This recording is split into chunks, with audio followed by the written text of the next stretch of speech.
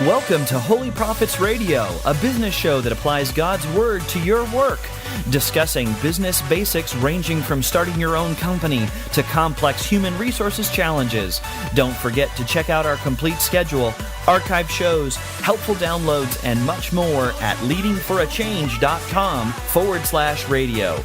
Now, get ready to take your company to the next level by applying biblical truths to your work with Holy Prophets Radio, hosted by Bradley Waldrop. Hey, good morning and welcome to the show.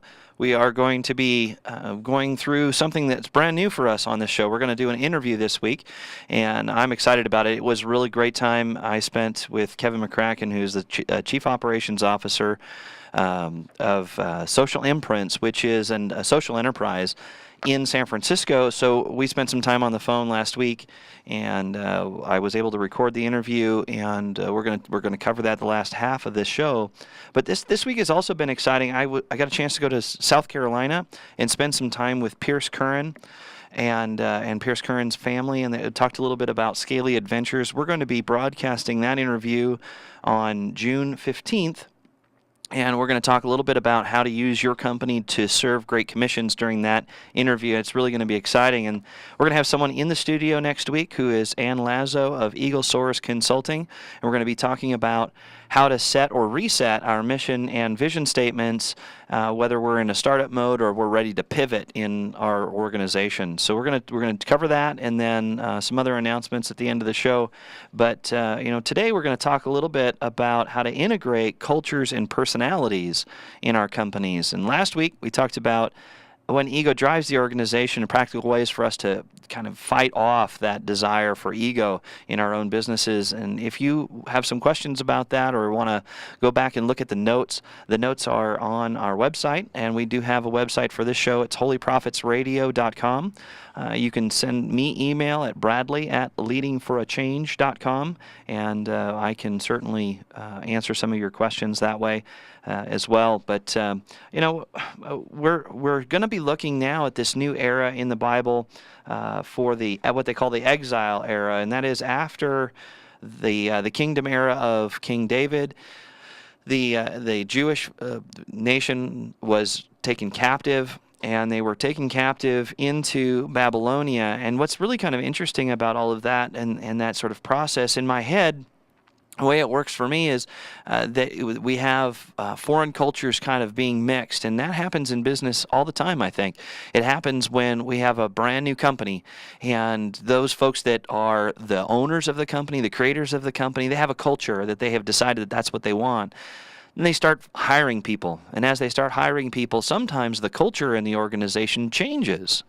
It changes because we have sort of relaxed our rules, not paid much attention to the core values that we had when we first started. We've got a lot of moving parts, and we're confused about how to go to the next level, let alone hold on to a culture in an organization. And if you look at what God was trying to do with Jeremiah, I think in the very beginning of the book of Jeremiah, Jeremiah is one of those, he's a prophet, and he is a weeping prophet. And I think that he's called the weeping prophet because of his desire for God and how emotional he was in trying to get people to change their hearts for who God was. But if you're a business owner that's trying to struggle through that process, God really has something for us here. He has a real interesting concept. And if you look at Jeremiah chapter 1, verse 10, rather than reading the scripture, what I want you to do is get a chance to read that. And it's really Jeremiah's call by God to go and speak out to the Jewish people and talk about what the Jewish culture needs to be, and warn them of being captured and spending 70 years in somebody else's rule, in somebody else's kingdom in Babylonia. All of that came true, and in all of that, God's direction to Jeremiah was three things. It was to root out and pull down, it was to destroy and throw away, and then it was to build and to plant. And so when we think about this rooting out and pulling down, I don't know how many of you have, we're in springtime now, and springtime means brand new shoots all over the place in the yards and what have you. I have things growing where I don't want them growing, and instead of just chopping off the top with a lawnmower or something like that, I have to bend over and pull it out by the roots so it's not going to grow back. I think that's, for instance, I think that's what God is calling Jeremiah to do, is to really imagine that the cultural issues that he's going to be faced with and the nation of Israel are going to be faced with as they move on into Babylonia have to do with some root issues.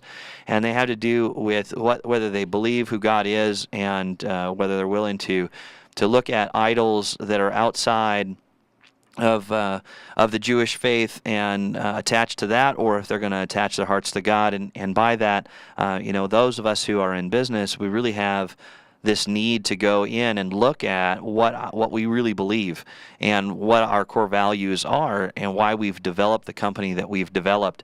And go back and look at the Human Resources Manual. Go back and look at your employee policies. Oftentimes we do funny things in business. We will adopt a human resources policy because, well, heck, it's politically correct. And political correctness doesn't necessarily mean that it's right, doesn't mean that it's wrong either, but it may not be part of your core values. We tend to want to kind of bend our values so that people will feel more comfortable. We don't want to offend anybody. I was talking to some folks this last week, and offense that we take oftentimes has to do with our own baggage. If the set of core values is true and honest, and they have even Christian principles, most people would not be offended by Christian principles and respecting one another and taking good care of each other, participating as human beings, as all created equal. This is an amazing process, but if you say, hey, look, they're Christian values, all of a sudden you believe that maybe you're going to offend somebody.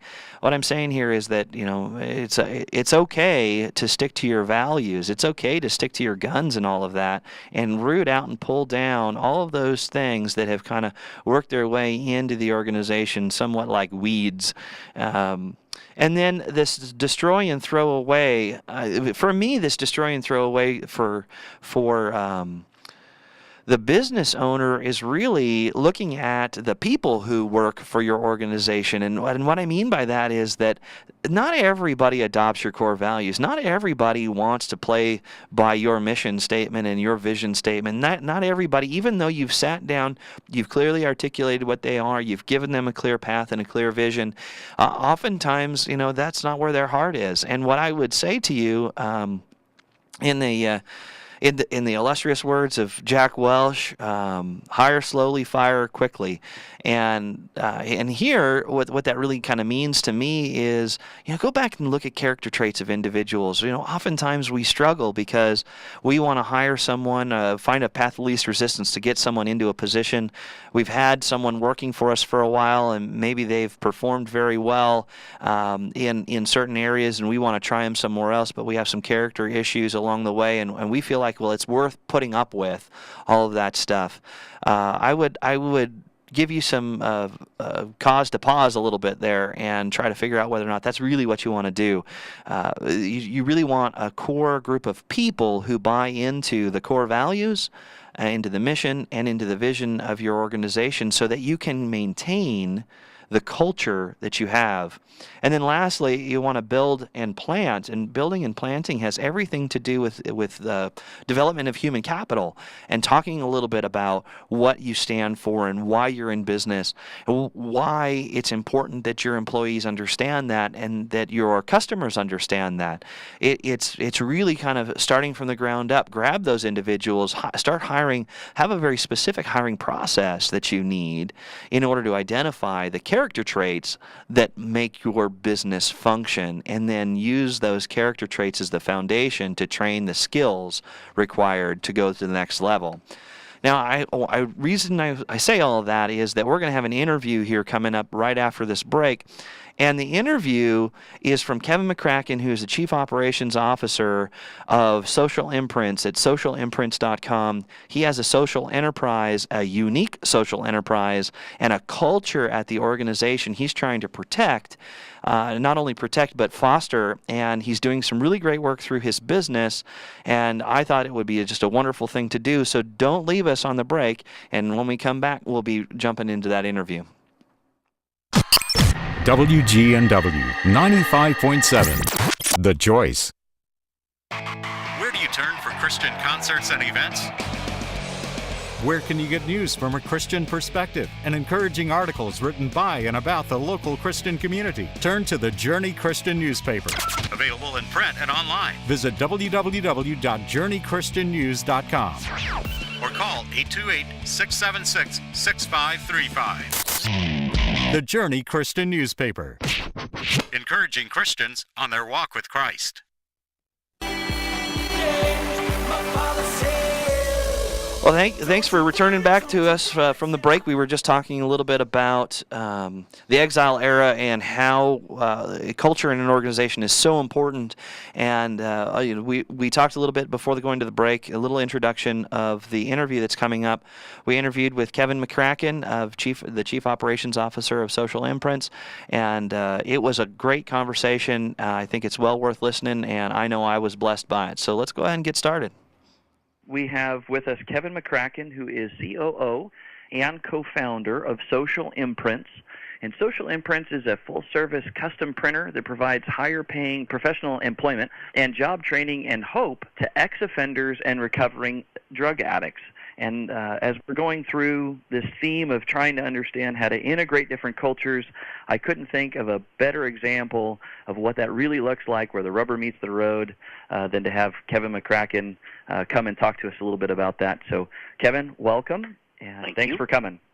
I appreciate you having me. Sure. If you could just spend a little bit of time telling everybody about what your story looks like, kind of where you came from, where you currently are, the struggles you had along the way, and what was that trigger point for you that said, I've got to go start my own thing in that process? So I was, as most of the people that work at Social Imprints are, I am actually an ex-offender and recovering drug addict myself. And when and the last time I actually used any form of substance was almost 15 years ago now. When I got out of county jail and then into a drug rehab program, I was lucky enough to find a job in a nonprofit organization that did job training for similar sort of circumstances. And what happened for me was this job was in a screen printing operation.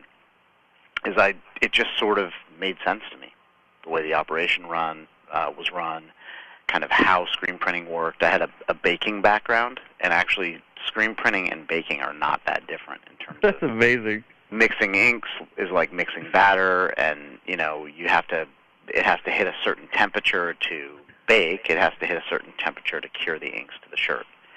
So just kind of the process of it made sense, and at the bakery I was a production manager as well, so I kind of understood production and how to manage employees to get things done. And the first couple of years I was pretty shy, believe it or not. I didn't have a lot of self-confidence, and I just didn't feel comfortable talking to customers. But within a few years I was the sales manager, and then eventually I took over running that company when my then boss left, who is now my business partner at Social Imprints, Jeff Scheinbein. So he took off. I ran this company for a little while. Then I left and was in charge of a large-scale production facility in Sacramento. Was sort of feeling a little bit like I was missing something in my life.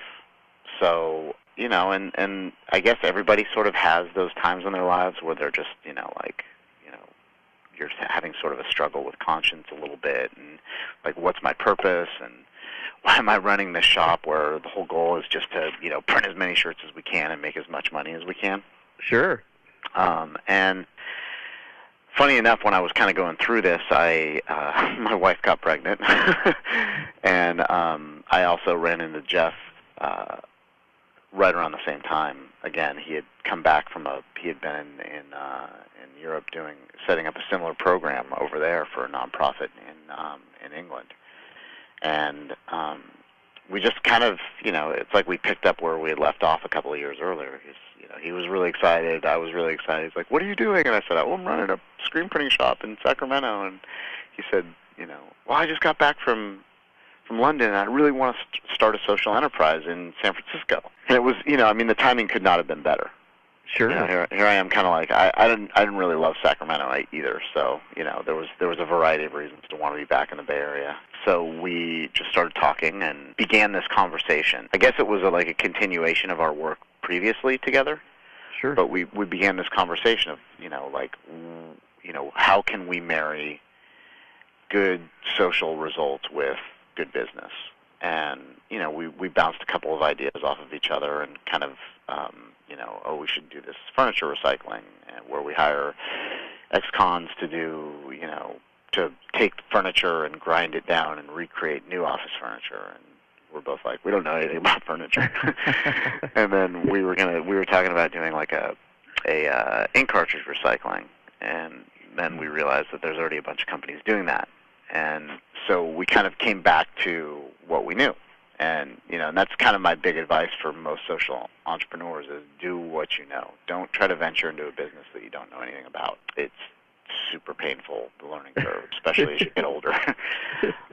So we came to the conclusion that we were going to, start social, which later became Social Imprints. And kind of the differences between what we do and what a lot of other people do is, one, we focus right now solely on higher-paying professional positions. So we hire at-risk group, at-risk categories, and we do job training in an office environment. Okay. So while most social enterprises sort of lean on either warehouse sort of work, truck driving, if you look at like Goodwill, and then kind of the higher-end jobs would be retail and retail management, okay, which are all great employment opportunities, but living in a city like San Francisco, those aren't sustainable for, living here. Sure. So, and we felt like, to be totally honest, we had already done the production version of this, and that based on our experience, we could figure out a system to interview and get kind of the candidates we were looking for within, the categories of employees we were looking for. And, I always kind of joke about it, like kind of a bold move, and it hadn't really been done before. And sure. But when we started sort of writing this business plan, and specifically Jeff, I was still actually working in Sacramento and sort of supporting Jeff and another employee in whatever way I could in terms of money, because we basically were sinking everything we had into this new venture, and neither one of them were getting paid yet. So that's another bold move. Yeah.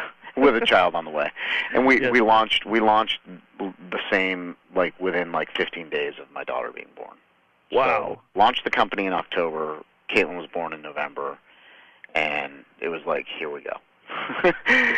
Life became a blur. I was actually joking with somebody that I met in Asheville the other day when I was out there that there was times where everybody would leave the office and I would just put my head down at my desk and cry. Like, what did I do? Sure. I was making good money and now I have nothing. Right. And so we launched the company in a tiny little office in downtown San Francisco. We didn't even have a name. We had no materials, and we got asked to do an investor circle event. We got really lucky, basically. Sure. And so we put together a presentation and showed up, and sure enough, a couple months, maybe like a month and a half later, we got money from one of the investors. That's fantastic. That's a neat story of kind of hanging it out there and just trying to figure it all out as it's happening. And I mean, so many business owners that I run into are waiting for all of the pieces to fall exactly in place before stepping out.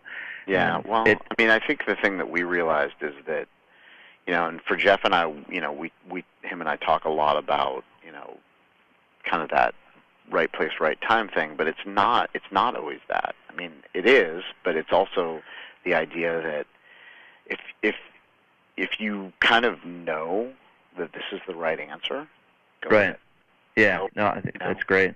And so, we've been very, very, fortunate, to have both great investors and, really what has turned out to be a ridiculously well-written and executed business plan. Yeah, and I think the big thing with us is that, that's, you can do a lot of things in here, and you can really mess up, bad, blow a huge order. But if you come with the truth about it, and you're honest, you say, you know what, I don't know what happened, I just blew it, I thought that the margin was this, and I was wrong, and the stuff came in, and we misprinted half the order, and I take responsibility for it.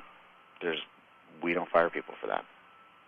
Yeah, I was really impressed when you were giving your presentation at Venture Asheville and Investor Circle about this sort of one non-negotiable that you have decided on, and it's impressive because it develops a culture internally of accountability and responsibility all at the same time, and that's hard to do in organizations. So, I applaud you for finding that one ultimate thing that you're gonna die on a sword for.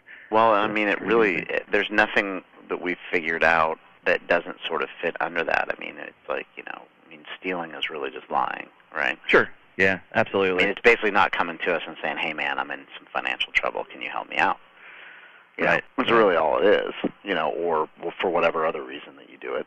Just doing things sort of, I guess the thing about what I've learned about, staying sober, too, is that honesty piece is how honest can I be with myself? Sure. Then it spreads out to other people. It's not so much about, and I hear this a lot with people that are, especially sober people, but, that cash register honesty, oh, you dropped $1. That's not, that's easy. That's the easy stuff. That's right. that's preschool. I mean, we're talking college in here. We want a university feeling in here. We want people to be like, okay, you know what, I'm having a really hard time, and I need to talk to you about this because I'm going to act out in a way that's going to affect the business. Yeah. That's the hard stuff. Yeah, absolutely. Yeah, I'm broken, and I don't know how to fix me, and maybe talking about it can help fix me. That vulnerability is tough. And then what can we do to support that? How can we support you? Do you need to? Are you, where is your support group? Are you doing 12-step? Are you involved with your church? Are you, do you have counseling that you go to? What is it that you do that makes you feel good, and how can we support that? Right. If it means you need to leave early because you've got some event you need to get to involving a community that you're involved with, then just tell us. We would rather have you go and come back Monday morning whole than, come in here, stay here, and be kind of resentful at everybody in here because you think you should be somewhere else. That's great, and I think that sort of kind of goes right into this next area we're going to talk about. So what kinds of cultures are coming into the company, and what does that process look like for integrating that? So, I would say pretty varied. I mean, we tend to, obviously, and I can make kind of light of it at times, we tend to attract sort of the island of misfit toys, and so, and it doesn't, it's funny because what I've found and what I think Jeff has found a lot in, working with other people is that it's not so much where you come from in terms of socioeconomic neighborhood, but there's sort of this underlying kind of I don't know if I want to call it a feeling, but this sort of underlying issue that kind of resonates with everybody, and that they have never really felt like they've had a place to fit in before. Sure. And it's not just that so we sort of then give people this place to go, and that's sort of the first step. I mean, there's not really any other, if somebody's going to fit in here culturally, it's going to take a little while anyway. Sure. But, in terms of people coming in, yeah, I mean, we definitely have had people from varied backgrounds that sort of when they get upset, the reaction's different than, we've got employee A and employee B. Employee A may be from Hunters Point, and he may have a different reaction than employee B who grew up in the marina, and right.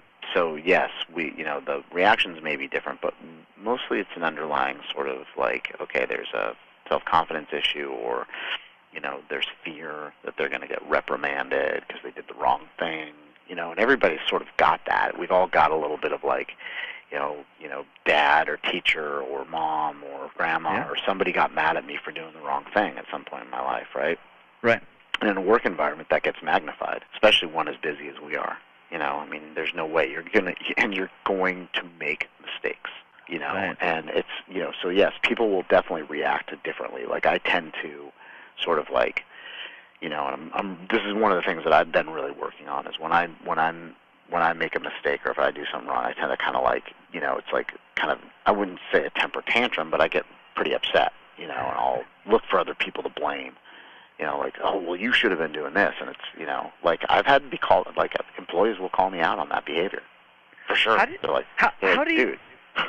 how do you support Really? that kind of accountability? It seems to be difficult for lots of folks who own their own business, who created it. They have everything at risk to sort of let their guard down enough to realize that folks are trying to help them by holding them accountable. How do you do that? It's really hard, and it actually has been. It's funny because at times I'm more willing to hear it from the employees than from my own business partner.